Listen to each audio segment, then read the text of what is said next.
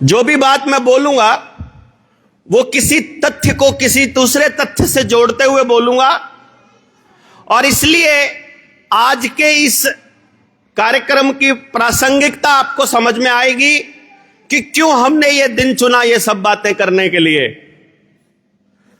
ये किताब जिसका जिक्र अभी साथी कर रहे थे, रुपया मूल्य का मापक या शोषण का साधन, घनश्याम वर्मा जी ने अपनी रिसर्च, जो पुराने लोगों ने रिसर्च की थी उसके दम पर, इसके लेखक हैं, मुझे इसका सह लेखक उन्होंने बनाया। इसमें जब इसको लिखते समय पुणे की आरबीआई के आर्काइव से जो हम दस्तावेज लेकर आए, उन दस्तावेजों के आधार पर जो वित्त मंत्रालय ने हमको लिख कर दिया, उसके आधार पर मैं आपको कुछ बात बताने जा रहा हूं। आपके बच्चों का जीवन सीधा सीधा इस बात से जुड़ा हुआ है जो आज हम करने वाले हैं, और आपको यह तय करना है कि ऐसे ही चलते रहें या थोड़ी सी और गति बढ़ानी पड़ेगी। यदि लगे कि रास्ता भटक गया है समाज, तो एटलीस्ट गली में खड़ा होकर चिल्ला तो सकते ही हैं कि भाई गलत रास्ते जा रहे हो, गलत रास्ते जा रहे हो, गलत रास्ते जा रहे हो। जिसको समझ में आ जाए एक पल के लिए रुक कर सोचेगा तो सही रास्ते पर जाने की बात तो तब होगी जब समाज ये मान लेगा कि गलत रास्ते पर है। वरना ये इत्तेफाक नहीं हो सकता कि हर घर में बीमारी, हर घर में डिप्रेशन, हर घर में झगड़ा, हर घर में विस्थापन, हर कोई गांव छोड़कर भागना चाह रहा है, शहर में किसी के लिए जगह मिल नहीं रही है, भाईचारे के लिए जगह बची नहीं है, राजनीतिक तंत्र हावी होता जा रहा है, प्राइवेट कंपनियां बिल्कुल घरों तक घुस गई हैं, घरों क्या बिल्कुल एक एक चीज उनके हिसाब से चल रही है। तो ये इत्तेफाक नहीं हो सकता, ये किसी बहुत बड़े गेम प्लान का हिस्सा हो सकता है। वरना ऐसे कैसे होगा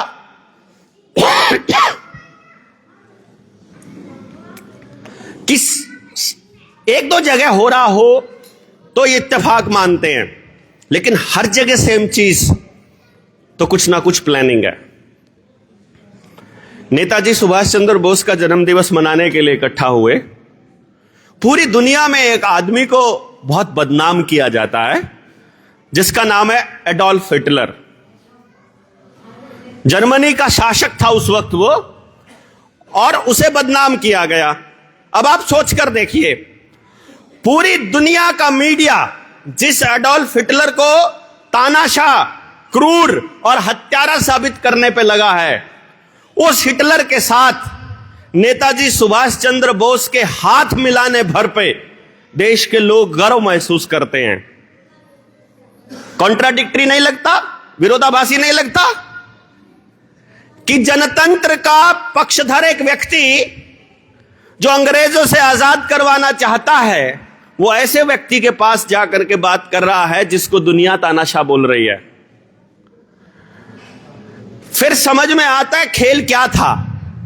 1897 में पैदा हुए नेताजी एक बंगाली परिवार में, और बंगाल ही पूरे भारत से व्यापार का रास्ता तय करता था, और बंगाल में ही उस वक्त राजधानी थी जब पेपर करेंसी एक्ट 1882 को पास किया गया, और 15 रुपए की एक मोहर बनाई गई। 10 रुपए की एक मोहर से 15 रुपए की एक मोहर, पूरे भारत का प्रत्येक व्यक्ति का 1/3 धन लूट लिया गया, पूरे भारत के हर व्यक्ति का। और यह बात बंगाल के लोगों को समझ आई तो बंगाल सड़कों पर उतर गया। सारी सड़कें खून से लाल थी, लोग बलिदान देने को तैयार थे। बंदूकों के साथ उस विद्रोह को कुचल दिया गया और मीडिया में उसे छपने नहीं दिया गया, पूरे भारत में वो खबर नहीं आने दी गई। तो किसी वक्त किसी टाइम किसी बुजुर्ग ने, डॉक्टर भूप सिंह जैसे व्यक्ति ने, विद्वान व्यक्ति ने बताया होगा नेताजी को कि तुम्हारे बंगाल से ही शुरुआत हुई थी इस देश की लूट की। जब अंग्रेजों ने पेपर करेंसी छापनी चालू की, तब नेताजी ने यह समझ में आने के बाद यह निर्णय लिया होगा कि यह पेपर करेंसी खत्म करनी पड़ेगी। अपनी मर्जी से छापने का अधिकार जब मिल जाएगा तो हम लोग, हमारी तो एक दिहाड़ी की भी कीमत कोई आदमी तय करता है और वो बिना किसी कीमत के कुछ भी छापते रहते हैं। तब जाकर उस रुपए को समझने के लिए उस हिटलर से मिलने की तैयारी की थी जिस हिटलर ने अपना जर्मनी का रुपया छापा था, जिसने अमेरिका को आंख दिखा दी थी, जिसने अमेरिका को आंख दिखाई थी कि तुम्हारा डॉलर राज नहीं चलेगा और अब जब जर्मनी से तुमको कुछ चाहिए होगा तो सोना देना पड़ेगा। और यह काम जिसने भी किया है, सद्दाम हुसैन, जनरल गद्दाफी, परवेज मुशर्रफ और इससे पहले के तमाम लोग, जिसने भी अमेरिका के डॉलर को चैलेंज दिया, उन लोगों को बदनाम करके, बर्बाद करके, युद्ध अपराधी घोषित करके यही किया। 2019 में वेनेजुएला का यही हाल हुआ था। 10 लाख रुपए का नोट छापने वाला पहला देश बना पूरी दुनिया का। ताई 10 लाख रुपए का नोट छापने वाला, और 10 लाख रुपए में कितना अनाज मिलता था मालूम है? आधा किलो चावल। 10 लाख रुपए में आधा किलो चावल, यानी 20 लाख रुपए किलो चावल मिलना चालू हुआ तो वेनेजुएला के लोगों को समझ में आया कि यह तो गड़बड़ हो गई। तो वेनेजुएला के राष्ट्रपति ने प्लान किया कि अब हम अपनी सोना आधारित करेंसी चालू करेंगे और डॉलर के ऊपर की निर्भरता को खत्म करेंगे। इसको खत्म किए बिना वेनेजुएला को नहीं बचाया जा सकता। और जिस दिन वो राष्ट्रपति यह काम करता है, उसी दिन उसके देश के अंदर एक अटैक होता है, वहां अमेरिका की सेना आती है और उसको उठा करके ले जाती है। देखा होगा ना,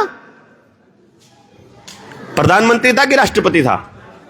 राष्ट्रपति, और उसकी पत्नी को भी, क्योंकि घर में जिक्र होता है, मेरी पत्नी को भी मालूम ही है क्या क्या चल रहा है।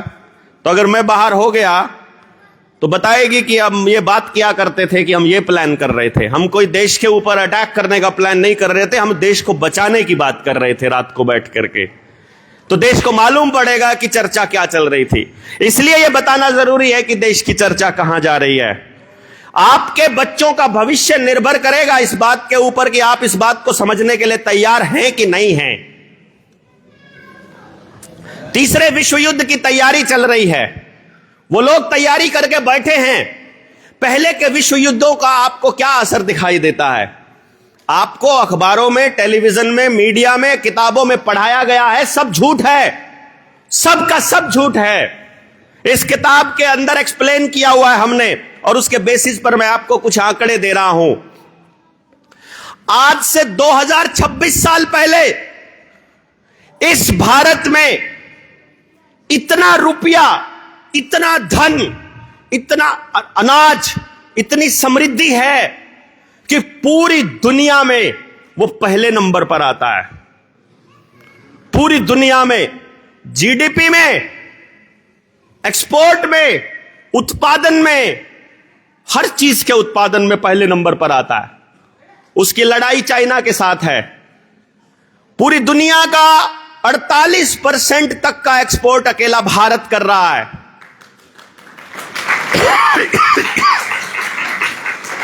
पूरी दुनिया की जीडीपी का 25% पैसा हमारे पास है। उसका मुकाबला चाइना के साथ और बाकी कोई देश का ही नहीं है। और कौन सा देश जिसको आप अमेरिका अमेरिका अमेरिका करते रहते हो ना, अखबार और टेलीविजन के अंदर, अमेरिका और इंग्लैंड पहले 15 देशों में कहीं नहीं है। इस किताब के पेज नंबर 31 के ऊपर एक्सप्लेन, उसमें पेज नंबर 126 पर एक्सप्लेन किया हुआ है। और मेरे आंकड़े नहीं है ये, इस किताब के लिखने वाले घनश्याम वर्मा के आंकड़े नहीं है ये जो ग्राफ दिया हुआ है, ये सारा का सारा आंकड़ा world economic forum, United nation की वेबसाइट से उठाया गया आंकड़ा है, जिसको अमेरिका खुद अप्रूव करता है कि हां, यह देश इतना समृद्ध हुआ करता था।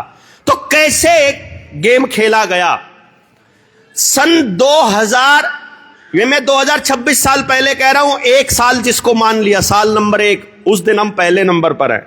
चाइना के साथ हमारा कंपटीशन है, बाकी कोई देश कहीं नहीं है, ना अमेरिका ना जर्मनी है, लेकिन जर्मनी 11वें नंबर पर है पूरी दुनिया में, और अमेरिका और इंग्लैंड कहीं नहीं। 1500 साल बीतने के बाद, ये 1500 साल का जिक्र मैंने इसलिए किया क्योंकि हमें यह पढ़ाया जाता है किताबों में छोटे बच्चों को कि 1600 ईस्वी में ईस्ट इंडिया कंपनी भारत में आई थी। 1500 साल में अगर इंग्लैंड की बात की जाए, यूके की, यूनाइटेड किंगडम की, तो यूके 13वें नंबर पर आता है पहले 15 देशों में। 1600 ईस्वी में बात की जाए और अमेरिका कहीं नहीं है, इस बात को याद रखना, अमेरिका कहीं नहीं है, दूसरे नंबर पर। 1600 में इंग्लैंड 12वें नंबर पर आ गया है। जब वो यहां से इंग्लैंड के जरिए वास्को डिगामा अमेरिका चला जाता है, कोलंबस भारत की तरफ आता है, उस दौर की बात बता रहे हैं हम। 1600 में ईस्ट इंडिया कंपनी ने देश के अंदर व्यापार चालू किया।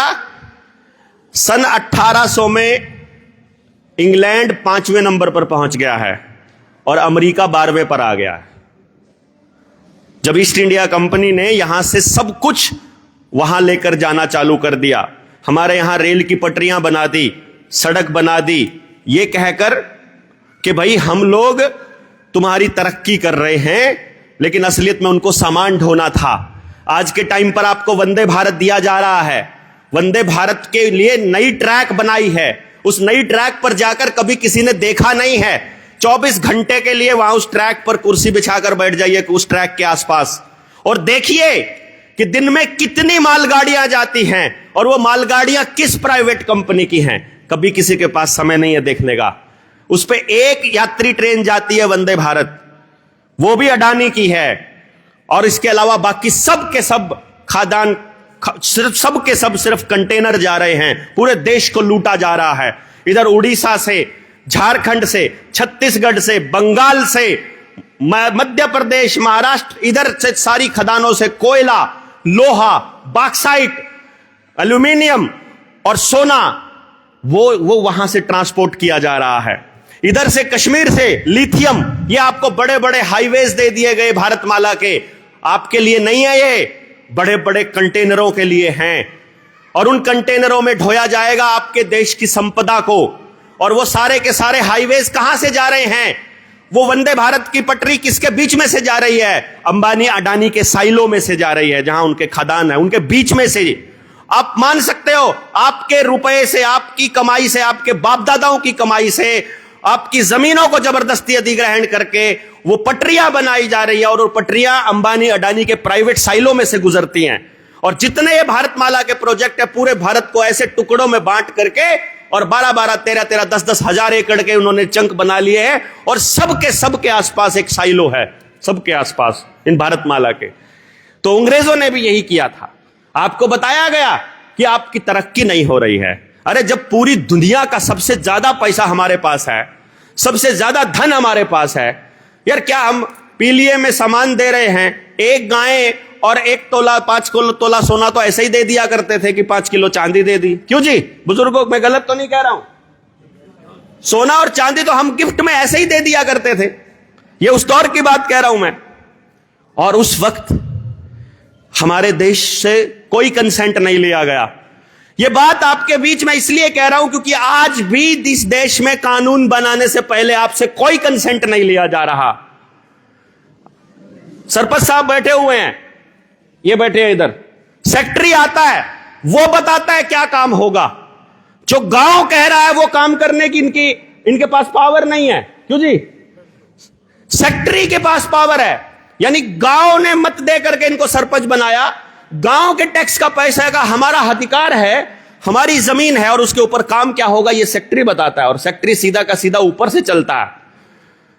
आप सोच कर देखिए, आपका एमएलए, आपका एमपी आपने नहीं चुना हुआ, वो एक पॉलिटिकल पार्टी जो किसी ना किसी बिजनेसमैन की रखेल है, उस पार्टी का एक नुमाइंदा, वो अपना नुमाइंदा चुनकर भेजते हैं। आपके गांव में चॉइस है कि ये 10 चोर आपके सामने खड़े हैं, इन 10 में से कोई एक चुन लो। वो लोग बैठ करके तय करते हैं कि आपके लिए क्या कानून बनेगा। मेरे लिए कानून बन रहा है। वो कह रहे हैं आईपीसी को बदलकर बीएनएस कर रहे हैं, भारतीय न्याय संहिता कर रहे हैं, क्योंकि अंग्रेजों का बनाया कानून था। अंग्रेजों का बनाया कानून था, भारत के संविधान में स्वीकार कर लिया। हमसे ना संविधान बनाते समय पूछा गया, ना अब बीएनएस बनाते समय पूछा गया। पूछा क्या आपसे? किसी से पूछा नहीं गया। पहली बात, जो पार्टी सरकार में है उसके पास मत जितने पड़े हैं, टोटल वोटिंग ही अगर 60% हुई है पूरे देश में, उसका 30-35% उसको वोट मिले हैं। उस 30-35% वोट से सरकार बनी है, और उसमें से भी उनकी राय नहीं ली गई है। उस पार्लियामेंट के मेंबर ने भी आपसे नहीं पूछा है कि आपके लिए कानून बना रहे हैं, आपको मंजूर है कि नहीं है, और वो पास हो गया। जैसे ही कानून 1882 में पास हुए थे, ऐसे ही कानूनों के विरोध में नेताजी खड़े हुए थे। अब मैं इस खेल को थोड़ा सा आगे बढ़ाता हूं। 1914 में पहला विश्व युद्ध शुरू होता है, क्योंकि आज जो तीसरा विश्व युद्ध शुरू हो की तैयारी कर रहे हैं, यदि इस पर आपने खुलकर बोलना चालू नहीं किया, यदि पंचायतें करके सोशल मीडिया पे आपको बताना पड़ेगा उन लोगों को, यदि आपने नहीं बताया तो ये बर्बादी कंटिन्यूअस रहेगी। आपको ये बताना पड़ेगा कि युद्ध मेरे नाम पर नहीं होना चाहिए, मैं नहीं चाहता ये युद्ध। आप चाहते हो क्या? पूरे गांव में किसी से पूछोगे युद्ध चाहता है क्या? नहीं चाहता। पाकिस्तान से पूछोगे नहीं चाहता। चाइना के लोगों से पूछोगे नहीं चाहता। ये नेता चाहते हैं। नेता क्यों चाहते हैं? क्योंकि कंपनियां चाहती हैं। कंपनियां क्यों चाहती हैं? क्योंकि जिन देशों की इकोनॉमी कंपनियों से चलती है, मैं उन देशों की इकोनॉमी और जीडीपी का उस वर्ल्ड वॉर से ना ही पड़ता है। यह व्यवस्था जब इनको ढानी है, आपको नए तरीके से फंसाना है, तो इनको महामारी और युद्ध लाना है। महामारी ये ला चुके हैं, युद्ध इनको लाना है। 1939 में अमेरिका पहले नंबर पर पहुंच चुका है, रशिया तीसरे नंबर पर आ चुका है, क्योंकि लड़ाइयों के लिए युद्ध जो है अब हथियार रशिया भी बनाने लग गया है, और इंग्लैंड 5वें नंबर पर है, इंडिया इनमें कहीं 6ठे नंबर पर है।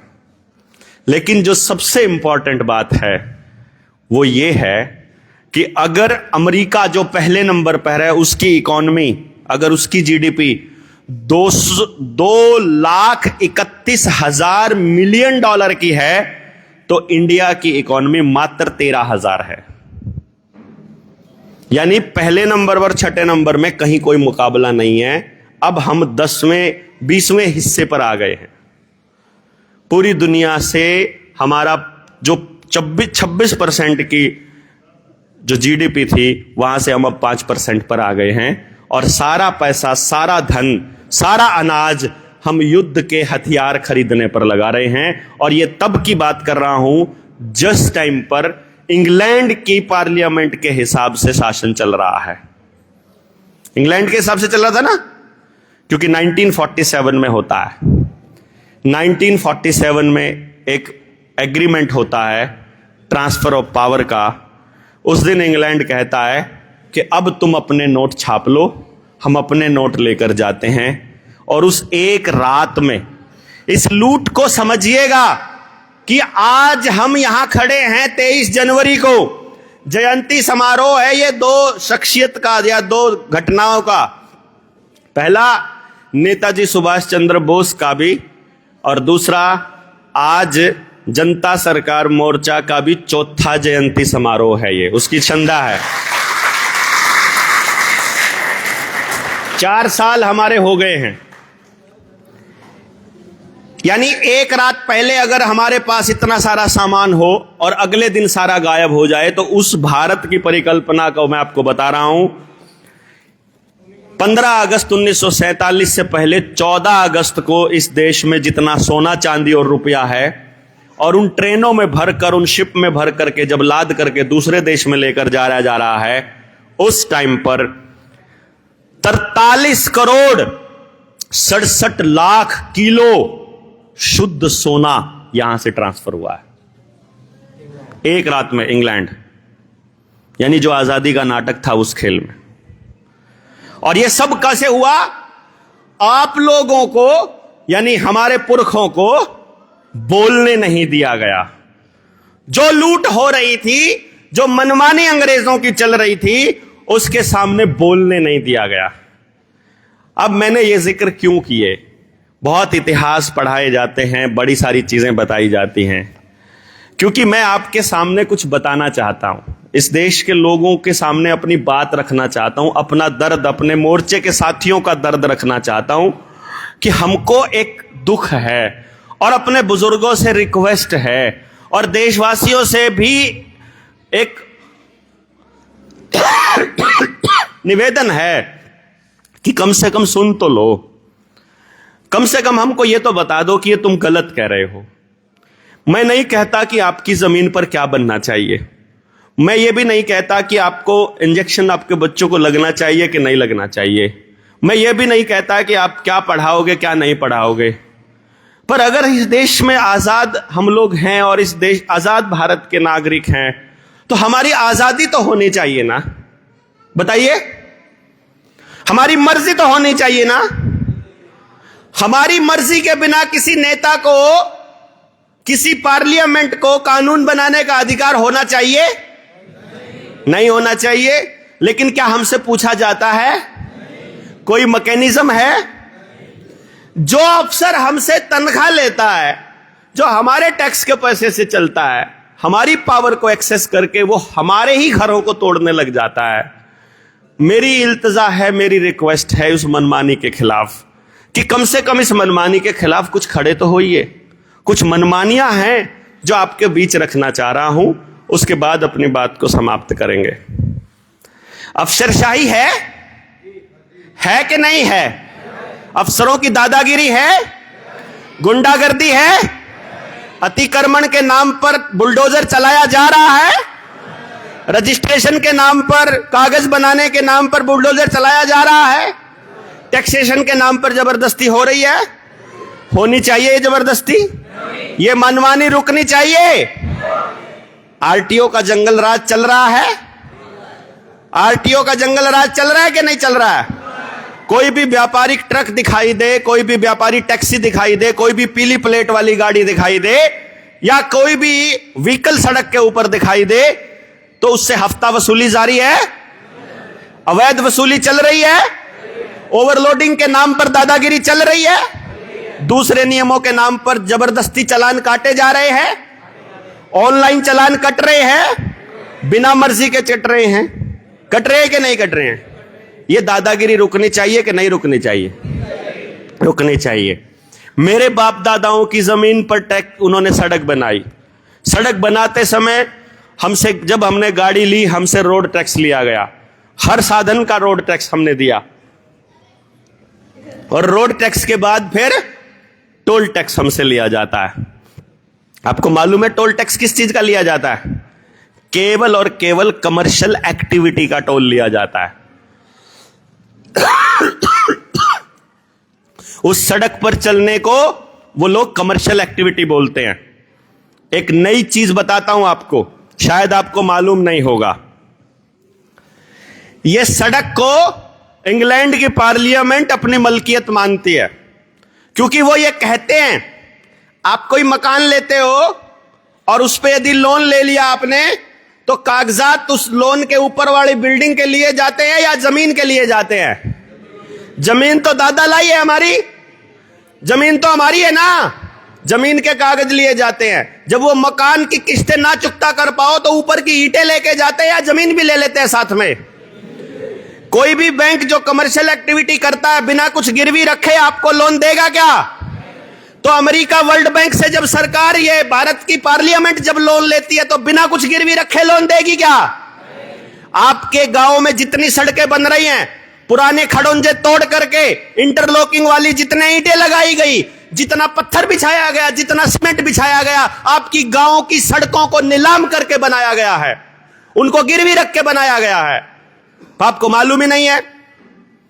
आपको यह भी नहीं मालूम है कि आपके गांव के, आपके पुरखों ने जो जमीनें अपनी मर्जी से दान दी थी सामूहिक कार्य के लिए कि मेरे गांव के लिए इस्तेमाल होंगे, वो सरकारी अस्पताल की, वो सामुदायिक अस्पताल की जमीन, वो स्कूल की जमीन, वो जोड़ की, बणी की, हमारे शामलात की, गौचरान की, मंदिर की, चौपाल की सारी जमीनें सरकार अपने नाम कर चुकी है। ये सरपंच साहब बैठे हैं, गलत तो नहीं कह रहा हूं जी? सबके सब अपने नाम कर चुकी है।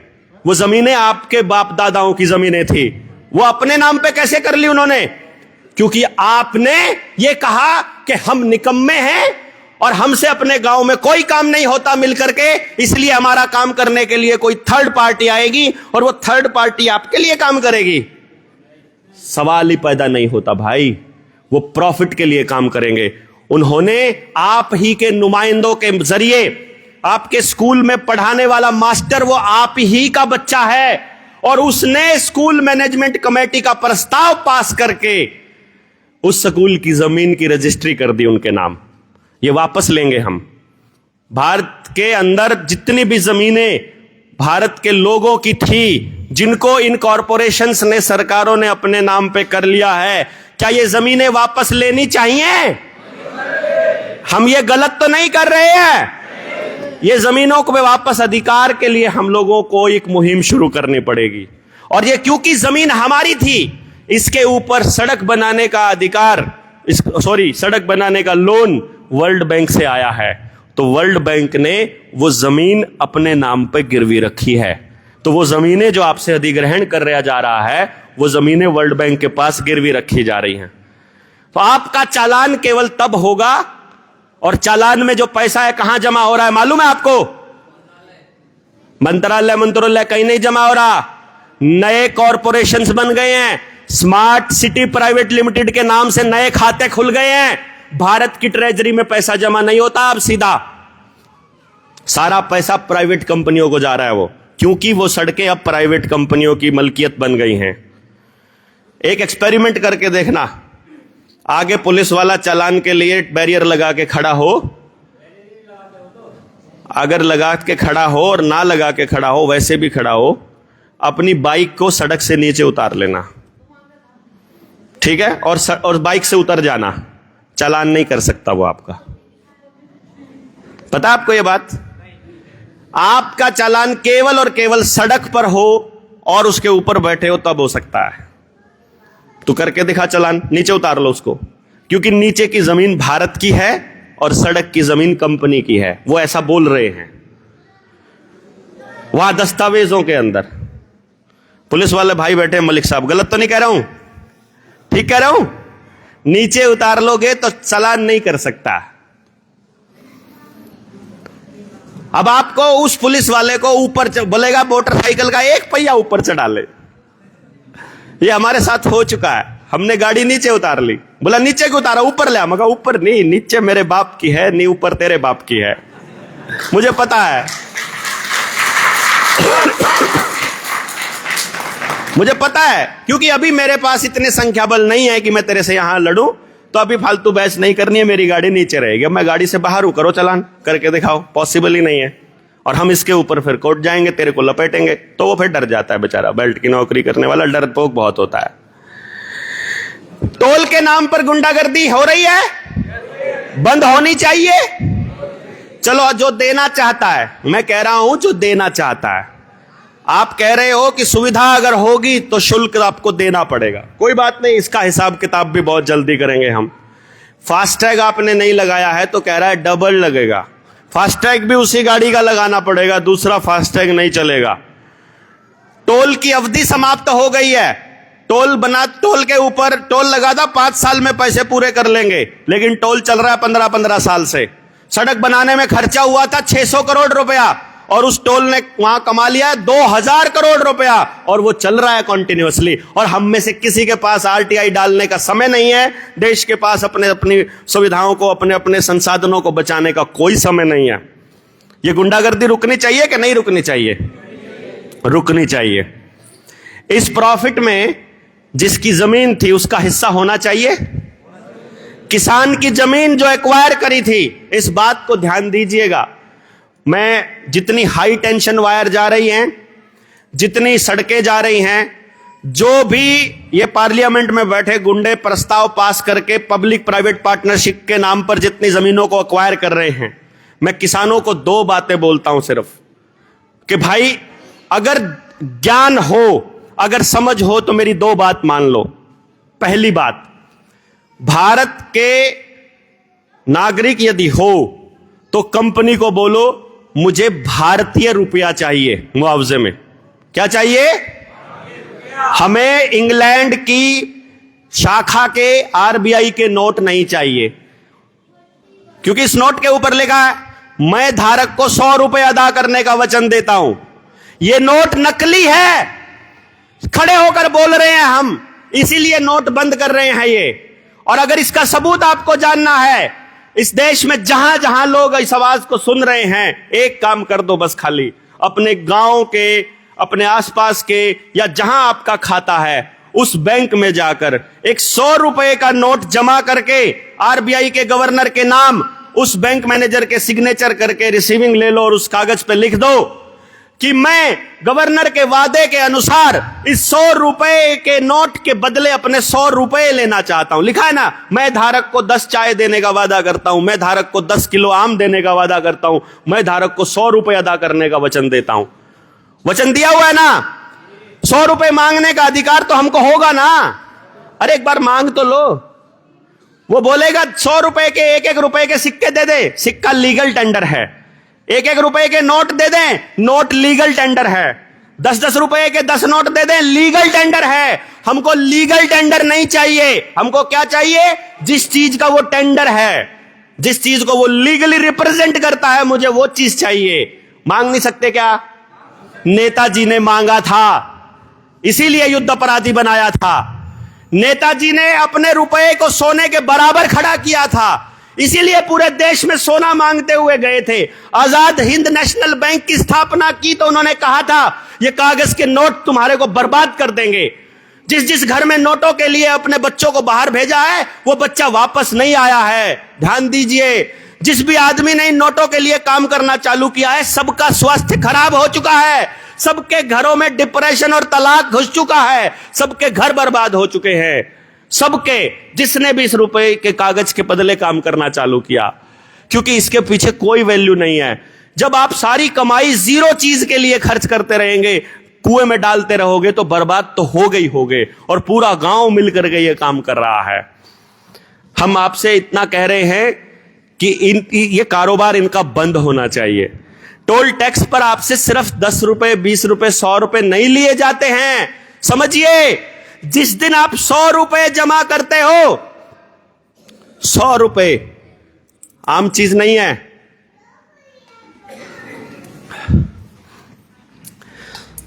हमारा सुनार बैठा है यहां, कहां है? 1 रुपया कितने का है? 13 प्लस का 10,000 प्लस। 1 रुपया 10,000 प्लस का। देखो कितने कमाल की बात है। भारत का 1 रुपया और बैंकों के 10,000 रुपए के नोट बराबर हैं। जब आप जमा करते हो अपनी कमाई और बैंक से निकालते हो छपे हुए, आपके साथ लूट क्या हो रही है कि जब आप बैंक में 100 रुपए जमा करते हो तो बैंक 10 लाख रुपए छाप लेके और उद्योगपति को दे देता है। यानी आप हर ट्रांजैक्शन में 10,000 गुना गरीब हो रहे हो, हर ट्रांजैक्शन में। तो जब आप किसी टोल टैक्स पर 100 रुपए देते हो, अपने फास्टैग से कटवाते हो, उसी टाइम वो उद्योगपति को 10 लाख रुपए छाप कर दे देता है। सोचो कितने हजारों करोड़ रुपया दिन का इकट्ठा होता है, तो कितने लाख करोड़ रुपए वो उद्योगपतियों को छाप छाप के दे रहे हैं। तो कल को आपकी जमीन का रेट वो 5 करोड़ कर दें या 10 करोड़ कर दें, उनको कोई फर्क पड़ने वाला है क्या? वो तो छाप के लेके आते हैं, उनको कोई दिक्कत नहीं है। उस रुपए की कोई वैल्यू नहीं है, और वो वैल्यू वेनेजुएला की तरह इस देश में भी होने वाली है, जब 10 लाख रुपए में आधा किलो चावल मिलेगा। लेकिन चलो, हम पहले इसलिए बोल रहे हैं कि भैया जो दिखाई दे रहा है वो आपको बताना जरूरी है। आप मानो ना मानो, क्या फर्क पड़ता है? हमने अपना काम ईमानदारी से किया है। जिस दिन समझ आएगा उस दिन तो आप ये लड़ाई लड़ लेना, उस दिन तो अपने रुपए का कोई मान रख लेना, उस दिन तो उसका कोई मानक फिक्स कर लेना। इस देश में सुप्रीम कोर्ट ने 2011 में एक निर्णय दिया था, और इस देश के लोगों को उस निर्णय की अनुपालना करने के लिए दिन रात एक कर देना चाहिए। वो निर्णय यह था कि कहीं भी खदान में जो भी निकलता है, चाहे कोयला है, पत्थर है, लोहा है, लिथियम है, बॉक्साइट है, या कोई और धातु, कॉपर है या कुछ भी है, वो देश की जनता का है। यह सुप्रीम कोर्ट का आदेश है। देश की जनता का मतलब है वहां से जो प्रॉफिट है वो देश की जनता का होना चाहिए या टेंडर देश की जनता का होना चाहिए? प्रॉफिट होना चाहिए भैया, प्रॉफिट। क्योंकि देश की ट्रेजरी में पैसा बहुत थोड़ा जमा हो रहा है। यानी अगर 1,000 रुपया उनको कमाना होता है तो वो मात्र 10 पैसे या 20 पैसे जमा कर रहे हैं ट्रेजरी में। लाखों गुना की लूट हर माइनिंग के साथ हो रही है। आपके आसपास भी कोई पहाड़ होगा जरूर, है ना? यहां कल्याणा के आसपास भी था ना पहाड़, जोजू में भी है। सारे गांव की अर्थव्यवस्था और आसपास के गांव की अर्थव्यवस्था वहां से चलती होती थी, जहां से भी चलती थी। क्योंकि हमारे बुजुर्गों ने जो गांव बसाने का जो डिजाइन बनाया था वो ऐसा बनाया था कि वहां जीवन यापन के लिए कोई ना कोई स्किल के लिए कुछ उपलब्ध हो, नहीं तो खेती करने के लिए हो, या कोई भी माइनिंग से हो, या कोई खनिज पदार्थ निकलते हो, कोई भी ऐसी प्राकृतिक संपदा हमारे पास हो जिसके दम पर हम जीवित रह सकें।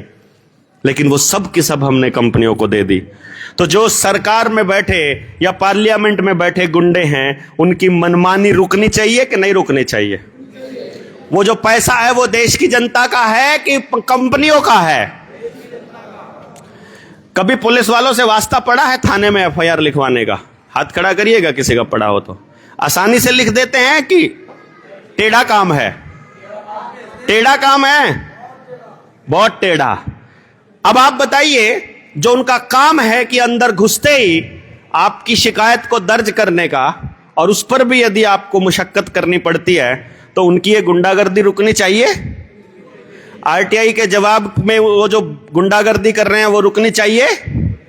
बैंकों के लिए जो कब्जा दिलवाने का काम पुलिस वाले कर रहे हैं वो रुकना चाहिए? किसी को भी हिरासत में डालने का जो अब नया फरमान जारी कर दिया है बीएनएस में, पहले होता था कि 14 दिन की न्यायिक हिरासत में पहले भेजा जाता था। अब आपको शायद नहीं पता है, बीएनएस में इस तरह का अरेंजमेंट हो गया है, यदि जिसने उसको गिरफ्तार किया है वो डिनाई कर दे बेल को, तो 90 दिन तक वैसे ही अंदर से बाहर ना आने दे। ठीक कह रहा हूं ना जी? बिना चाहे वो फिर बाद में बेकसूर साबित हो जाए, 90 दिन तक पुलिस वालों की गुंडागर्दी चलेगी। यानी उसकी मर्जी है कि कौन बाहर आएगा कौन नहीं आएगा।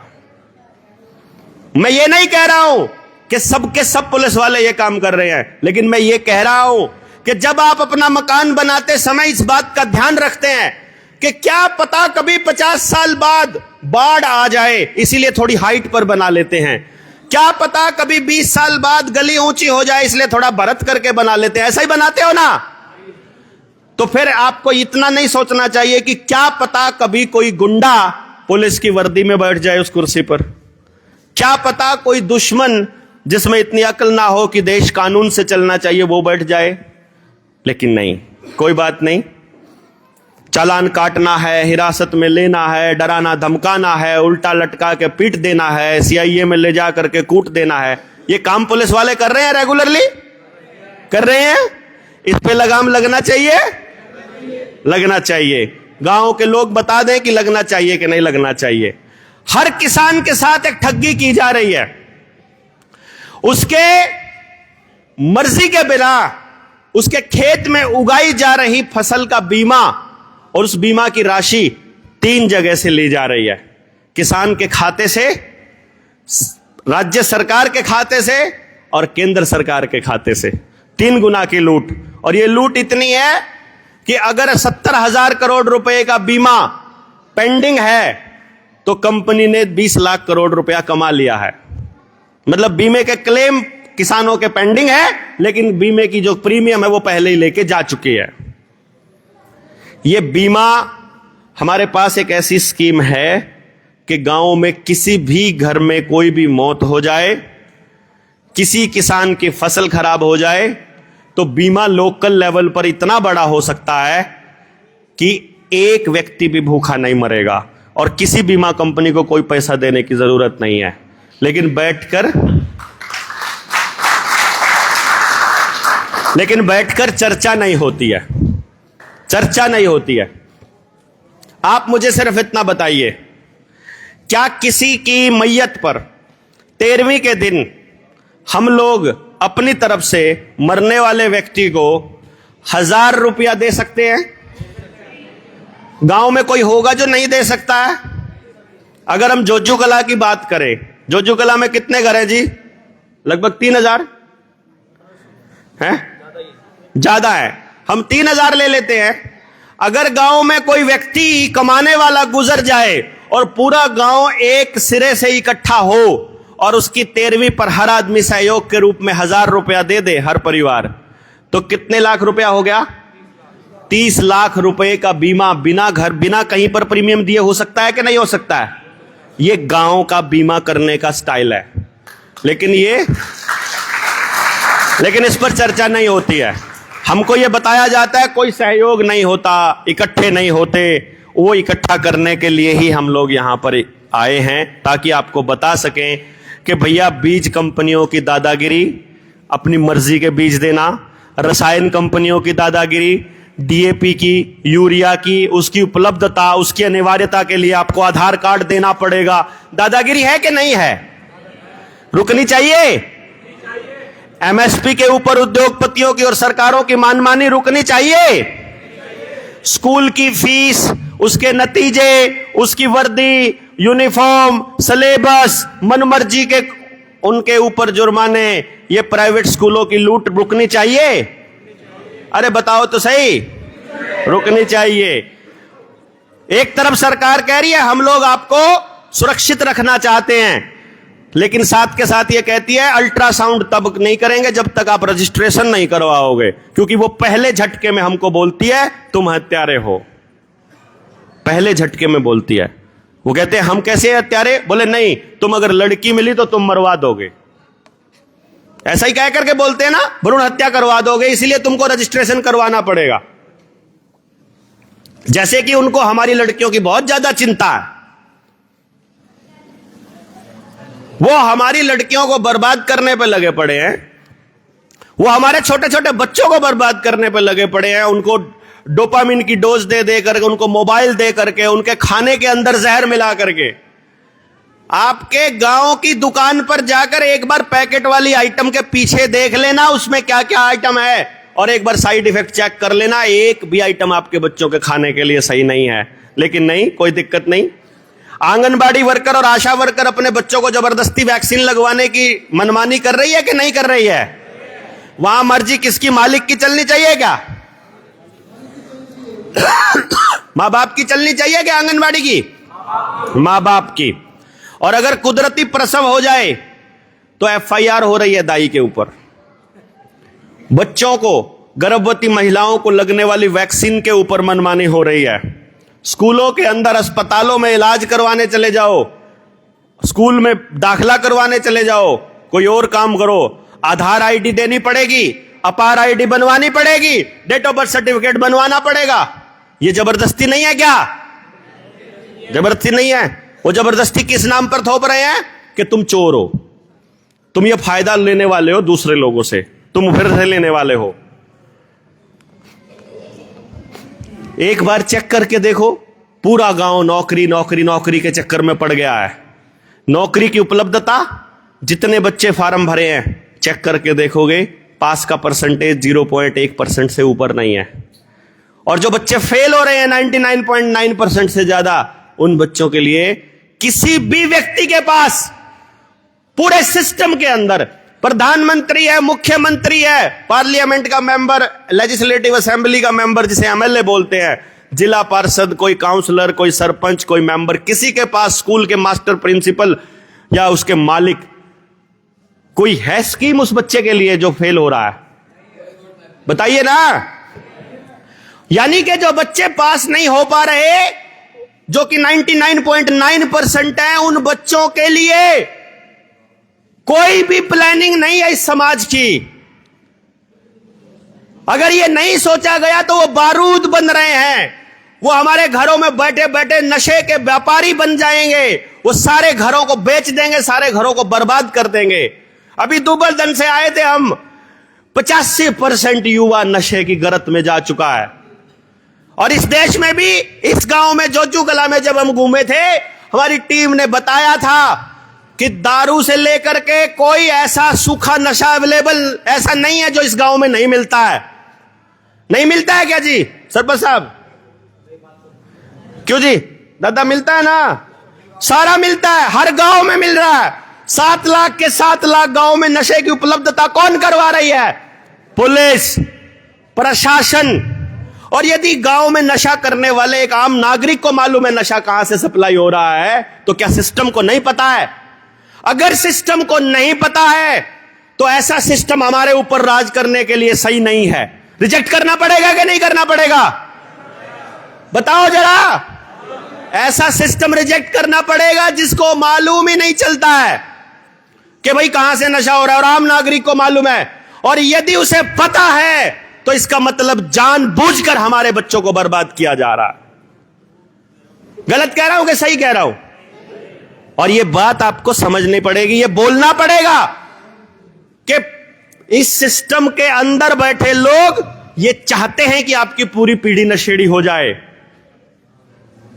और यह बात आपको बोलनी पड़ेगी बड़े बड़े मंचों से, खुद बोलनी पड़ेगी, अपनी अपनी आईडी से लिखनी पड़ेगी आपको। इनकी विश्वसनीयता भगानी पड़ेगी कि अगर नेता को नहीं पता है ये सब चीजें, आप किसी भी पार्टी के समर्थक हो, किसी भी पार्टी के विरोधी हो, आपके नेता को अगर ये बातें नहीं पता है तो ऐसा व्यक्ति हमारा नेतृत्व करने के काबिल नहीं है। और यदि उसे पता है तो उसको जानबूझकर आपको बर्बाद कर रहा है।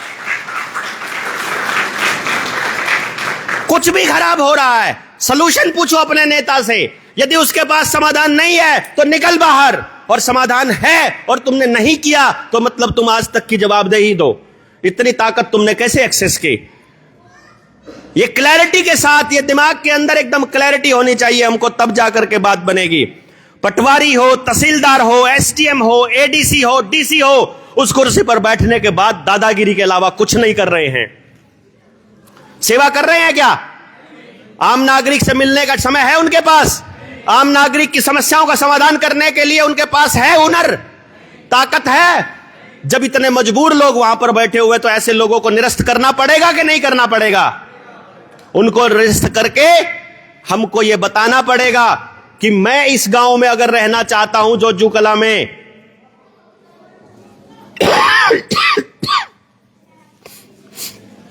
मैं अगर इस गांव के अंदर कोई काम करना चाहता हूं तो मेरा गांव बैठ करके तय कर सकता है। हम बेवकूफ नहीं हैं, हम गधे नहीं हैं कि हमें मालूम नहीं हमारे लिए क्या सही है। एक आरटीआई एक्टिविस्ट मिले थे अपने साथियों को। दादरी का रामनगर की कहानी है। दादरी जो है पंचायत भी है, वहां पंचायत समिति भी है। कमाल की बात यह है कि लगभग 10.5 लाख रुपए उस गली को बनाने के लिए खर्च हुए। कितने? तो खाते से कितना पैसा निकलना चाहिए?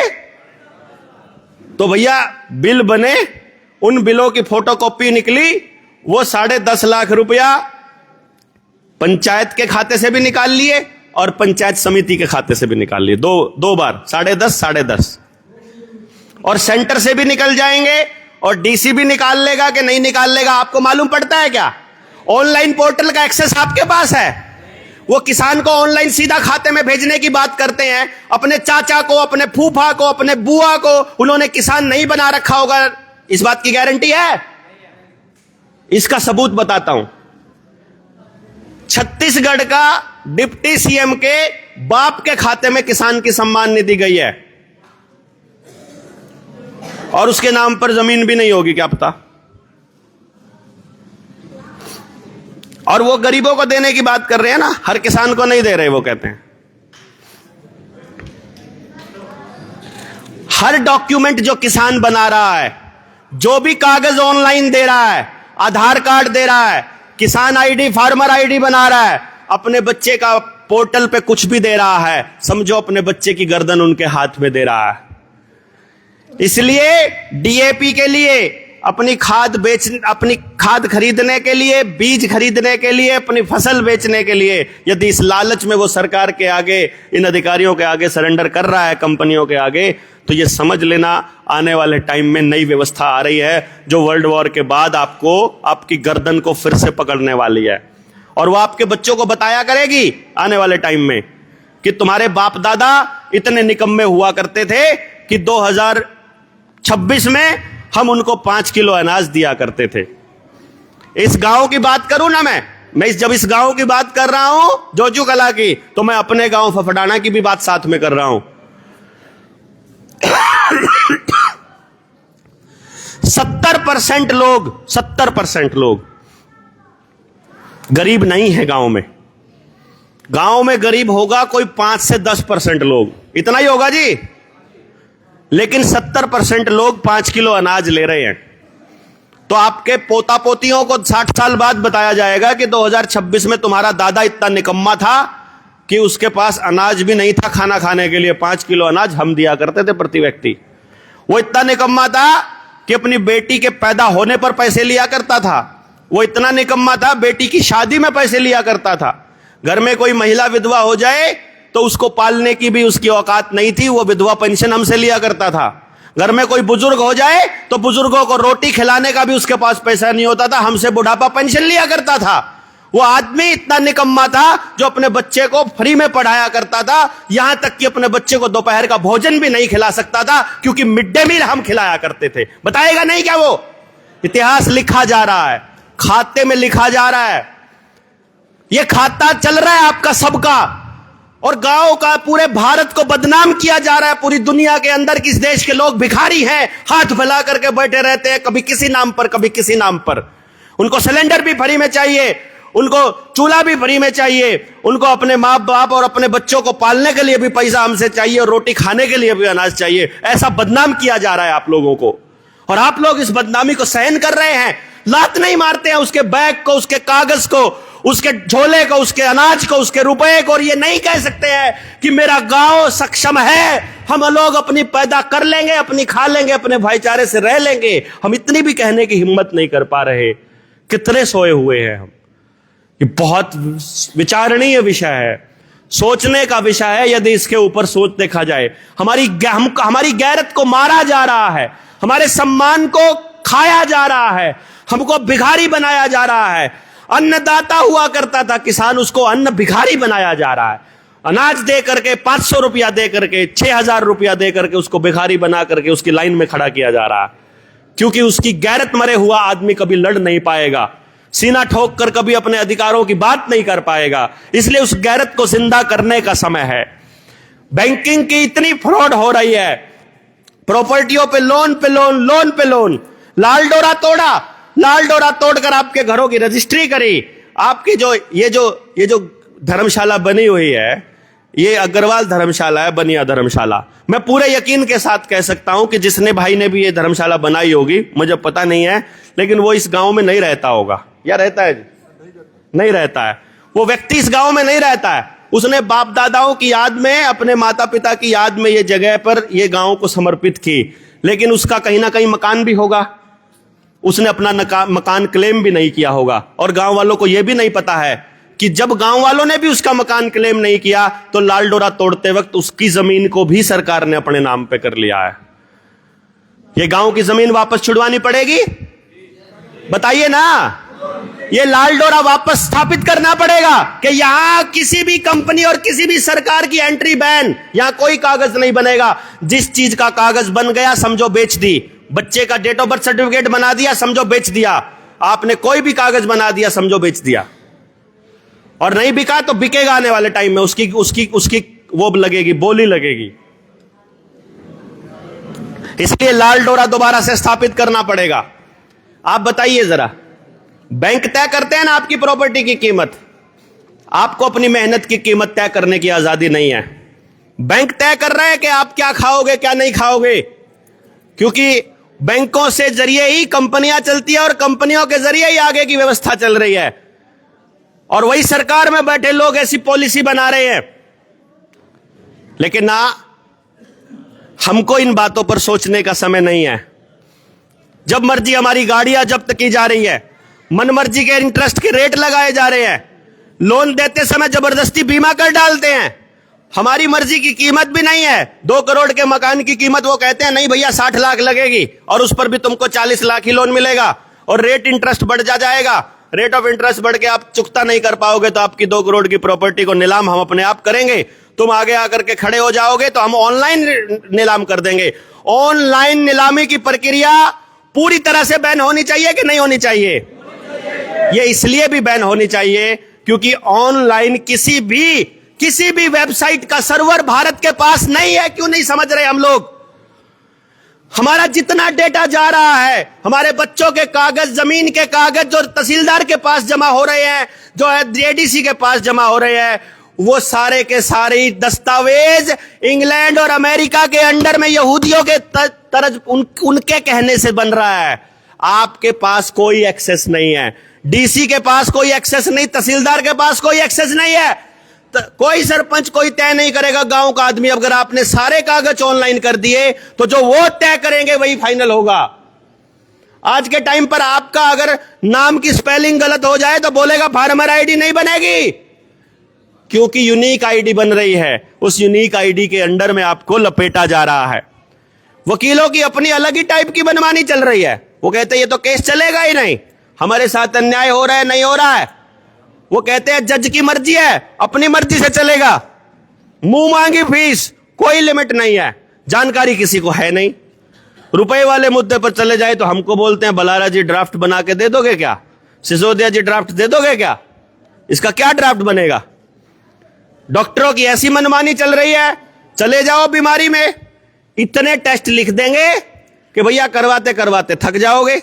हर टेस्ट के अंदर कमीशन, हर दवाई के अंदर कमीशन। दवाई लगनी है एक, बीमारी समझ में आ गई है, हम पूछते हैं डॉक्टर से 4 क्यों दी? वो बोला भैया उस एमआर का भी तो ख्याल करना है, ऑपरेशन की फीस मनमर्जी की, दूसरी फीस मनमर्जी की। आदमी मर जाता है, डेड बॉडी देने पे भी, डेड बॉडी को भी 2 दिन तक लटका के रखते हैं आईसीयू के अंदर, बाद में पैसा देते हैं सब कुछ लुट जाने के बाद। जुडिशरी में जजों की मनमर्जी चल रही है कि नहीं चल रही है? नायब कोर्ट के साथ किस किस का वास्ता पड़ा है? किस किस का वास्ता पड़ा कोर्ट में? पड़ा है? कभी पैसा दिया है वहां पर तारीख बढ़ाने का? हाथ खड़ा करो जिसने दिया आज तक। हर बार देते हो ना तारीख आगे पीछे करने का। अब उस जज को, उस हरामी को यह नहीं मालूम है कि तेरे यहां कुर्सी के बराबर में बैठा रीडर 200 रुपया लेकर के तारीख दे रहा है। ऐसा जज आपके साथ न्याय करेगा क्या? करेगा क्या बताओ आप? इस जुडिशरी सिस्टम के अंडर में आप आकर के अपने बच्चों को उनके हवाले करने जा रहे हो। अपना न्याय का सिस्टम हम नहीं बना पा रहे हैं, कैसे चलेगा? सबकी मिली भगत चल रही है, चाहे पुलिस है, प्रशासन है, बैंक वाले हैं, सबका। नेता की अलग हफ्ता वसूली है।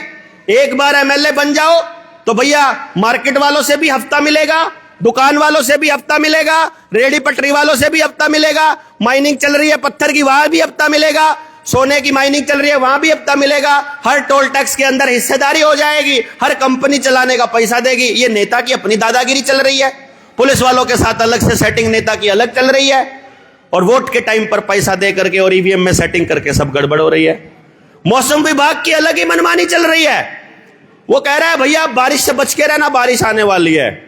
वो पहले ही बता रहा है, आपका फोन आपका वो कंट्रोल कर रहा है। वो कह रहे हैं अब अपनी मर्जी से बारिश कर सकते हैं। वो अपने आप आसमान के अंदर केमिकल छिड़कते हैं। वो केमिकल जब हमारी फसलों के ऊपर गिरते हैं, हमारी फसल रातों रात गर्म। कल ठीक थी, रात को बारिश हुई, अब आपकी बारिश हो गई है ना। आप जितनी सरसों यहां लगा रखी है ना, यहां पे आपने, है ना, जितनी भी सरसों, आप 1 हफ्ते के बाद बताना आपकी सरसों की हालत क्या रह जाएगी, क्योंकि आपको नहीं मालूम है। आसमान में बारिश से पहले जब मौसम बन रहा होता है तो वो एक सफेद सी लाइन आती है, जहाज के पीछे केमिकल डाल करके छिड़का जाता है। जिस जगह पर जो फसल हो रही है, अभी यहां हमारे हिमाचल के साथी हैं, मांटा साहब बैठे हुए हैं यहां, संजीव भाई हैं, रोडू के इलाके से हैं, सेब का वहां बिजनेस है, सेब का किसान होता है। आज के टाइम पर जब बर्फ की जरूरत थी वहां पर, वहां गर्म मौसम था, हिमाचल गर्म था, हमारा हरियाणा ठंडा चल रहा था।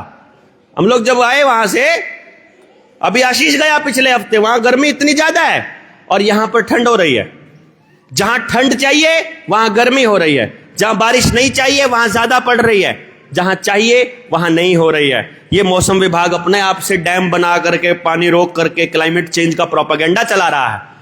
अगर वहां पार्लियामेंट में बैठे लोगों को यह नहीं पता है कि भैया ये एक एक आदमी एक एक कार लेके चल रहा है, ये जो अगर इनकी गाड़ियां अगर पोल्यूशन फैला रही हैं, तो 10 लोग 50 लोग जो 50 कारों में निकलते हैं, इन 50 लोगों के लिए एक बस का अरेंजमेंट तो हो सकता है कि नहीं हो सकता है? हो सकता है ना। अगर अच्छी बसें हो, हमारी सामुदायिक बसें हो, समाज की बस हो और टाइम पर चलती हो, टाइम पर पहुंचती हो, कोई आदमी गाड़ी नहीं निकालेगा। ये सिस्टम को भी पता है। जानबूझकर वो उस रेलवे के अंदर, उस बसों के सिस्टम के अंदर जानबूझकर नियमितता नहीं लाते हैं, ताकि उस विभाग को भी बेचा जा सके, ताकि उसको भी कॉरपोरेशन को दिया जा सके, आगे कंट्रोल किया जा सके, और आप लोगों को अपनी ऊर्जा उन चीजों को खरीदने में लगाई जाए। गाड़ी कहेंगे 10 साल में तो कुछ भी नहीं बिगड़ता, लेकिन वो कहते हैं कि ये तो वेस्ट हो जाएगी। एक यूनिक सिस्टम आ रहा है, आपको नहीं पता है। ये जो आप अपने मोबाइल में स्कैन करते हो ना पेमेंट करने के लिए, बटन दबा करके कैमरा खुल जाता है और फिर पेमेंट में जो यूपीआई आता है, ये बारकोड का सिस्टम, ये आपकी हर चीज के साथ आ रहा है। सड़क के ऊपर लग रहे परियोजना के अंदर बारकोड आना लग गया है कि बारकोड स्कैन करो, इसके बारे में जानकारी मिल जाएगी। आने वाले टाइम में आपकी सारी जानकारियां बारकोड में आ जाएंगी। रेल में एंटर करना है, टिकट खरीदने की जरूरत नहीं है, मोबाइल में ऐसे खोलो, बारकोड स्कैन करो, स्कैन करते ही वहां पे आ जाएगा लाल रंग। क्या बात भाई? वो बोलेगा कल जोजू कला में तुम लोग इकट्ठे हो रखे थे, इसलिए तुम्हारा एंट्री बैन है। कल तुमने सरकार के खिलाफ एक बात बोली थी, इसलिए तुम्हारी रेल में एंट्री बैन, अब तुम एंटर नहीं कर पाओगे, तुम साइड में हो जाओ, पुलिस वाला अपने आप पकड़ के साइड में करेगा। कम्युनिटी टॉयलेट इस्तेमाल नहीं कर पाओगे। बसें सब प्राइवेट होने वाली हैं, जो वहां से चलती हैं, ड्राइवर वाली जगह से बटन दबता है खिड़की खुलने बंद करने का, अब आप यहां बंद नहीं कर सकते हो, अब वहां पर बारकोड होगा, ट्रैवल ही नहीं कर पाओगे, आपकी गाड़ी स्टार्ट ही नहीं होएगी। नई गाड़ियां किसके पास है? 2025 के बाद की गाड़ियां, 24 के बाद की, सब ऑटो किल स्विच है ना सबके अंदर। ऑटो किल स्विच का मतलब यह है कि कंपनी में बैठा, पुलिस में बैठा, आरटीओ में बैठा आदमी वहां से बटन दबाएगा और आपकी गाड़ी स्टार्ट ही नहीं होएगी। गाड़ी आपकी स्टार्ट नहीं होगी, रेल में आपको चढ़ने नहीं देंगे। क्यों? क्योंकि तुम लोग सरकार के खिलाफ बोल रहे थे, तुम लोग अपनी व्यवस्था में आ गए थे, तुम सच्ची बात बोल रहे थे, तुम गुलामी को स्वीकार नहीं कर रहे थे, इसीलिए तुमको ये सब करना पड़ेगा। इसलिए इस ऑनलाइन के गेम से पीछे छुड़वाना बहुत ज्यादा जरूरी है। एयरपोर्ट के ऊपर जो चल रहा है, समझो वही चीज हर जगह लगाने की तैयारी चल रही है। जो चाइना में हो रहा है वो पूरी दुनिया में करने की तैयारी चल रही है। सबसे बेस्ट जो टेस्ट ट्यूब है वो एयरपोर्ट है, और हम में से बहुत से कम लोगों को एयरपोर्ट पे जाने का मौका नहीं मिलता है, इसीलिए हम लोगों को नहीं समझ में आएगा कि क्या चल रहा है। वहां आपके चेहरे से आपने एंटर किया, एंटर करते ही passport number, driving licence number, कितनी बार ट्रैवल किया है, कहां से हो, कि पिछली बार कब आए थे, कहीं किसी के साथ बदतमीजी तो नहीं की थी, कितनी एफआईआर इसके नाम पर है, कितना ट्रैवल करता है, खाते में कितना पैसा है, अनाज कितना लेता है, जमीन कितनी है, घर में कितने लोग हैं, कितने कमाने वाले हैं, कितने भिखारी हैं, सबकी डाटा उनके पास है। सिर्फ आपका फोटो कैमरे में आना चाहिए। इसीलिए हर पंचायत को सीसीटीवी कैमरा लगाने की दिशा में आगे बढ़ाया जा रहा है। हर सड़क के हर कोने के ऊपर सीसीटीवी कैमरा लगाने की तैयारी चल रही है।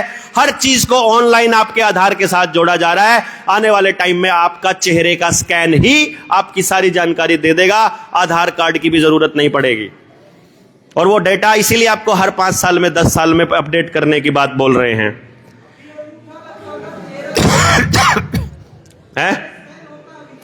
अभी फेस स्कैन होता, पहले अंगूठा लगता था। वेलफेयर के लिए जितना फंड एलोकेट हो रहा है, सबका सब फर्जीवाड़े में जा रहा है। आपको ऐसी स्कीमें दे रही है पार्लियामेंट जिसमें कोई हिसाब किताब नहीं है, कि भाई कावड़िए आ रहे थे, उनके ऊपर फूल बरसा दिए, 20 करोड़ के बरसाए कि 200 करोड़ के, साबित कैसे करोगे बताओ? है गौशाला के लिए इतना चारा खरीद के दिया, 500 करोड़ खा सकते हैं कि 1000 करोड़ खा सकते हैं, गिन के बताओ। चारा तो खा गई गायें, तो इतनी गाय का पैसा गया, नहीं बता सकते? दिवाली के ऊपर इतने लाख दिए, इतने करोड़ रुपए में हुए, बता दोगे कभी सच्ची में हुए कि नहीं हुए, जले कि नहीं जले? क्यों जी? आपको हर साल स्वच्छ भारत के नाम पर आपको दिए जा रहे हैं प्लास्टिक के कैबिन, प्लास्टिक के डब्बे, हर साल टूट रहे हैं कागजों के अंदर, हर साल नए आ रहे हैं, आपको पता ही नहीं है। आपको तो एक बार लगा के 4 साल से वहीं पड़े हैं, आपको नहीं मालूम है हर साल लग रहे हैं। जो ये कुर्सियां आपको मिली हुई हैं ऊपर से आई है, जो आपके गांव में जगह जगह खड़ी करी है, हर साल पैसा खाया जा रहा है इनके नाम पे। जो गाड़ियां हैं, गाड़ियां चल रही हैं 20 और पैसा लिया जा रहा है 200 गाड़ियों का, स्वच्छ भारत वाली गाड़ियों का, और सारी किराए पे दिखाई जा रही है।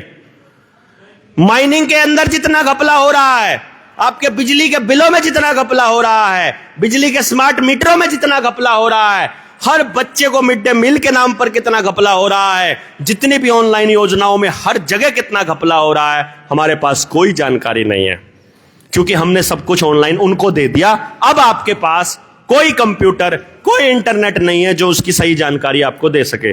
और आरटीआई डालकर पूछोगे तो वो जवाब नहीं देंगे। बताओ कैसे पता करोगे कि आपके बाप दादाओं का, आपका लगाया हुआ पैसा कहां जा रहा है? पता लगेगा? कोई डिपार्टमेंट है जिसमें आपकी सुनवाई हो रही है? कोई अफसर है जिसके पास समय है आपके लिए? तो किस लिए बिठाए भाई? पता ही नहीं है।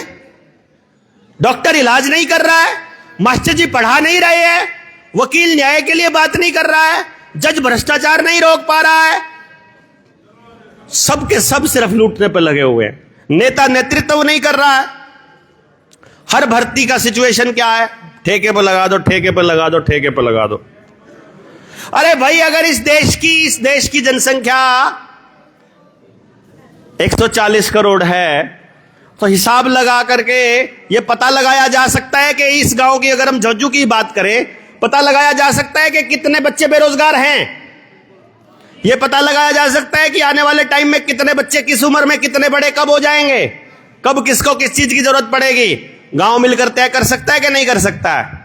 लेकिन कोई सिस्टम नहीं है बात करने का। तो फिर अगर सबको चाहिए तो प्राइवेटाइजेशन की जरूरत क्या है? जब हमेशा गांव रहेगा, हमेशा लोग रहेंगे, हमेशा बच्चे पढ़ेंगे, हमेशा ही रहेगा, तो पक्के कर्मचारी लगने चाहिए कि कच्चे लगने चाहिए? वो प्राइवेट कंपनी का होना चाहिए कि वो हमारा होना चाहिए भवन? लेकिन नहीं जी, मीटर के कनेक्शन के ऊपर, सड़क के हालातों के ऊपर, एक्सीडेंट्स को लेकर, अस्पताल में लापरवाही से हो रही मौतों पे लेकर कोई जिम्मेदारी नहीं। वैक्सीन से कितने लोग मर रहे हैं, कोई जिम्मेदारी नहीं। केस निपटान में देरी हो रही है, कोई जिम्मेदार नहीं। सालों साल न्याय की उम्मीद में बैठे रहते हैं, कोई जिम्मेदार नहीं।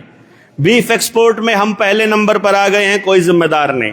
किसान आत्महत्या कर रहा है, हमारे बच्चों को रोजगार नहीं मिल रहा। जानबूझकर नहरों के अंदर फैक्ट्रियों का गंदा पानी छोड़ा जा रहा है ताकि एक्वाटिक एनिमल मर सके। जानबूझकर बोर करके नीचे का पानी खराब किया जा रहा है ताकि हमको टूटी का पानी पीने के लिए मजबूर किया जा सके, ताकि आधार कार्ड वाली व्यवस्था के अंदर आ जा सके। फैक्ट्रियों का पोल्यूटेड चीजें हवा के अंदर जानबूझकर मिलाई जा रही हैं। हर 10 गांवों के ऊपर एक इथेनॉल प्लांट, एक पावर प्लांट, एक शुगर मिल, एक फैक्ट्री, एक डंपिंग यार्ड या एक गंदगी का माहौल बनाया जा रहा है ऊपर से जहाज से देख करके। लोकल रोजगार बिल्कुल खत्म होने वाले हैं। पानी बिक रहा है, पानी का बिल आने लगा है, दवाइयों के मनमाने रेट है, खाने के सामान में मिलावट है, डिब्बा बंद पदार्थ तो जितने भी हो रहे हैं सबके साइड इफेक्ट का पता होते हुए लागू है। कौन कितने डंगर पाल सकेगा इसका भी निर्णय वो लोग कर रहे हैं।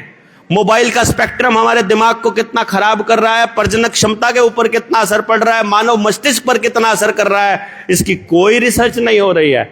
डाक विभाग खत्म हो रहा है। अलग अलग प्लेटफॉर्म के ऊपर आप चेक करोगे इस देश में, वोटर लिस्ट चेक करो, पंचायती राज का डाटा चेक करो, एजुकेशन पे स्कूलों का डाटा चेक करो, वेलफेयर स्कीम चेक करो, जनगणना चेक करो, आपको हर जगह हर गांव की जनसंख्या, हर गांव के लोग, हर गांव के अभ्यर्थी अलग अलग नजर आ रहे हैं। नकली खाद, बीज, दवाई, इससे जो फसल नष्ट हो रही है, किसान बर्बाद हो रहा है, कोई मतलब नहीं।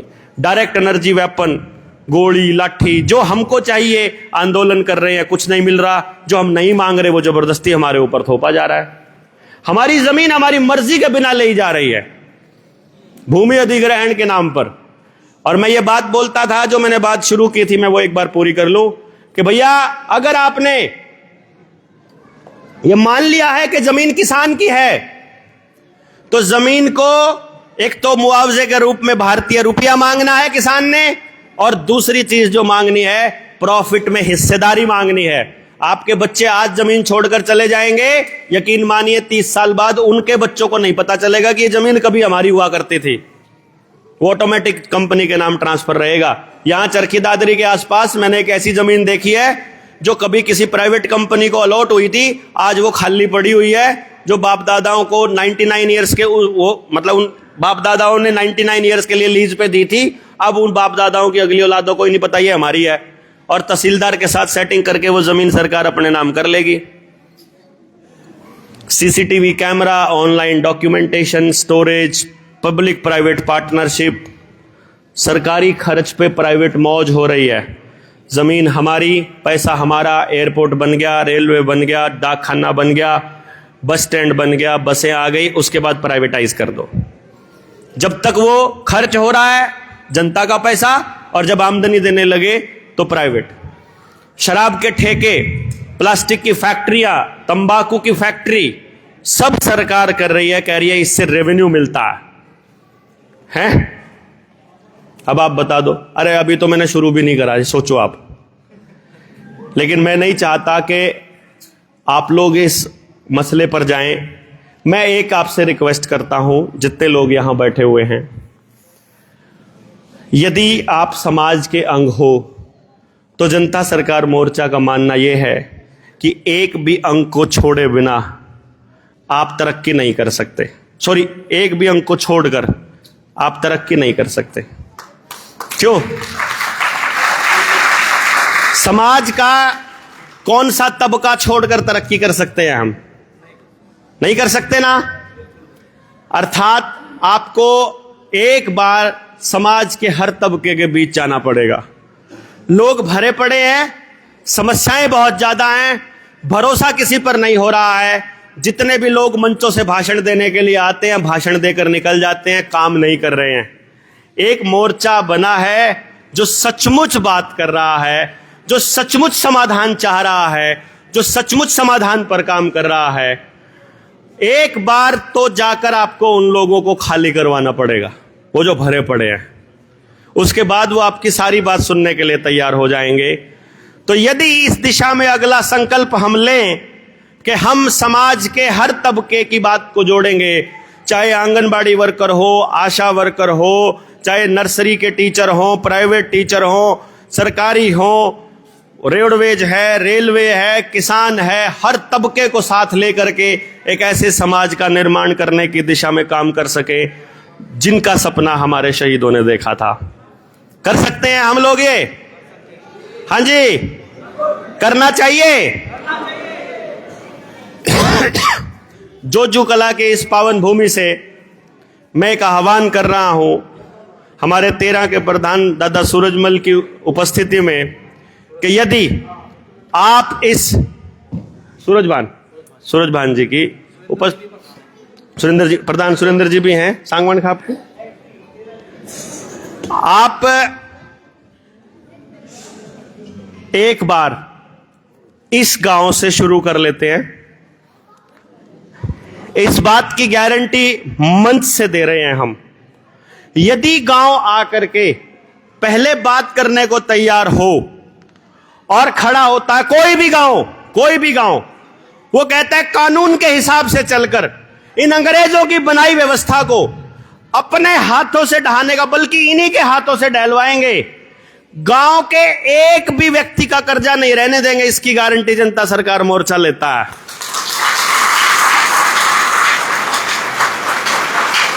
एक भी बालक बेरोजगार नहीं होगा, ऐसी शिक्षा व्यवस्था स्थापित की जा सकती है। एक भी नहीं। हां, अगर किसी के लालच और पैसों का, वो नहीं भाई, बैठ के बात करो, गांव अपने आप तय करेगा कि कौन से बच्चे किस दिशा के लिए बने हैं, उसकी टेक्नोलॉजी अपने पास है। जितनी लूट इन्होंने आज तक मचाई है, सारी लूट वापस ली जा सकती है।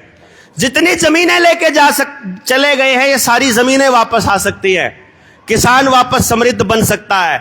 भारत फिर से पहले नंबर की जीडीपी बन सकती है। हर गांव में, हर घर में उत्पादन आधारित व्यवस्था बनाई जा सकती है। इस बात को आपको समझना पड़ेगा। अगर आप लोग इस बात को नहीं समझेंगे, बात नहीं करेंगे, तो नहीं बनेगा।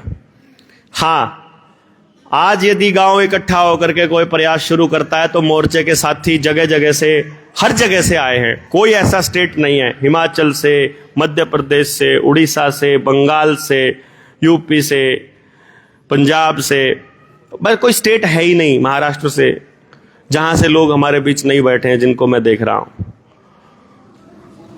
और उनको रिप्रेजेंटेशन यहां अगर आया है तो पूरे देश में मोर्चे की जलाई हुई अलग वो जा रही है। हमारे मुद्दे लोग समझ रहे हैं, सुन रहे हैं। हां, क्योंकि मटेरियल इतना है। अभी मैंने जो बोला है वो मैंने ज्यादा मुद्दे नहीं उठाए जो लिख रखे हैं, लेकिन आपको यही इतने ज्यादा लग रहे होंगे कि यार सच्ची में इतनी सारी चीजें खराब होके चल रही हैं। समय की कमी में और आप लोगों की सुविधा को देखते हुए हमने इसको होल्ड पे रखने का फैसला ये लिया है कि एक काम कर लीजिए, जब गांव की इस यात्रा में निकलेंगे, गांव को समृद्ध बनाने की इस यात्रा में निकलेंगे, शहीदों के सपनों का भारत बनाने की इस यात्रा में निकलेंगे, तो आप साथ के साथ मुद्दे लिखते लाएंगे। 23 मार्च का जो कार्यक्रम हम करने वाले हैं, जहां भी होगा आप सब लोगों तक पहुंच जाएगा। 23 मार्च के कार्यक्रम में यदि ये हम हर बार ये कहते हैं कि यदि हमारे पास ऐसे लोग होंगे तो ये काम हम करेंगे, यदि ऐसे लोग नहीं होंगे तो नहीं करेंगे, ऐसे लोगों की खोज करेंगे। हमारे मोर्चे के इस नियम को आपको हमेशा याद रखना है कि हमारे खाते में हार नहीं है। या तो हम जीतेंगे या हम सीखेंगे, या तो हम जीतेंगे या सीखेंगे। हारने का कोई मतलब नहीं है। और हम तब जीतेंगे जब सब जीतेंगे। भारत की हुंकार है, जोर जुल्म की टक्कर में जय जोहार का नारा है, भारत देश हमारा है। तो आने वाले टाइम की लड़ाई के लिए तैयार हो। देखो, हमको सड़कों पर नहीं उतरना, सरकारों का कोई विरोध नहीं करना। हम तो अपनी व्यवस्था बनाने चलेंगे। हमको अपनी आजादी चाहिए। हमको मनमानी के खिलाफ खड़ा होने का अधिकार है। जितना इस किसी बड़े नेता को, प्रधानमंत्री को जिस सृष्टि की जिस ताकत ने बनाया है, उसी ताकत ने मुझे बनाया है, उसी ताकत ने आपको बनाया है, उसी ताकत को हर गरीब आदमी और कमजोर आदमी को भी उसी ताकत ने बनाया है। इसलिए कोई एक व्यक्ति किसी दूसरे व्यक्ति के हिसाब से नहीं चलेगा। हां, हम यहां जितने लोग हैं एक दूसरे को ध्यान में रखते हुए म्यूचुअल कंसेंट से एक दूसरे के हिसाब से चल सकते हैं। इसी को आजादी कहेंगे ना, कि हमको साथ रहने के लिए जो व्यवस्था चाहिए हम बना लेंगे। और कोई भी व्यक्ति, मैंने आज तक समाज में ऐसा नहीं देखा जो सुख शांति से नहीं रहना चाहता। कोई व्यक्ति मैंने ऐसा नहीं देखा जो जानबूझकर समाज की नजरों में गिरना चाहता है, जो जानबूझकर अपने समाज के लिए बुरा करना चाहता है। क्योंकि कहीं ना कहीं बैकग्राउंड में उसे भी पता है कि जो आज गड्ढा खोद रहा है, कल को उस गड्ढे में उसके परिवार का व्यक्ति भी गिर सकता है। नशा बेचने वाले व्यक्ति को सबसे ज्यादा डर इस बात का रहता है कि मेरी औलाद इस चक्कर में ना फंस जाए। गलत काम करने वाले व्यक्ति को यह डर रहता है। इसलिए मैं ये मानकर चलता हूं कि इस समाज में लुच्चे, गुंडे और बदमाश बहुत थोड़े हैं और अच्छे लोग बहुत ज्यादा हैं। अच्छे लोगों की चुप्पी की वजह से हम लोग तरक्की नहीं कर पा रहे, हम लोग सचमुच अपने सपनों का भारत नहीं बना पा रहे। इसीलिए उन सच्चे लोगों को बोलना सिखाना हमारा मकसद है। इसी यात्रा पे हम लोग निकले हैं कि हम एक्चुअली असलियत में कुदरत के कानून को मानते हुए, धरती माता की जय करते हुए, भारत माता की नहीं, जमीन माता की जय करते हुए, और किसी भी मन चाहे, किसी के कंपनी के बनाए हुए मन चाहे कानून की पालना करने के लिए नहीं, बल्कि कुदरत के कानून की, जो लिखा जाता है जुडिशरी में भी, नेचुरल जस्टिस विल प्रिवेल, कि किसी के साथ अन्याय ना हो और हम लोग शोषण से मुक्त हो सकें। ऐसी अपनी मर्जी की जिंदगी हम जी पाएं और हमारे बच्चों के लिए, इस कामना में हम लोग निकले हुए हैं। मैं गुजारिश करूंगा गामराम से, हमारे बड़े बुजुर्गों से, कि हमको बताएं कि हम लोग कहीं गलत तो नहीं हैं, अगर गलत हैं तो इसमें कहां गलत हैं। हाँ, अपने बच्चों के लिए ऐसी व्यवस्था बनाते हुए रास्ते में जो आदमी हमको रोकेगा वो हमारा दुश्मन है, फिर हमें उसके साथ लड़ना ही पड़ेगा और कोई रास्ता हमारे पास नहीं है। फिर आप इसे आजादी की लड़ाई कहें,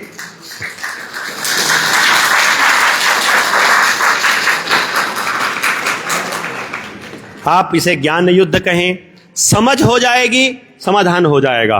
क्योंकि नासमझी करके इन लोगों ने हमको बर्बाद किया है।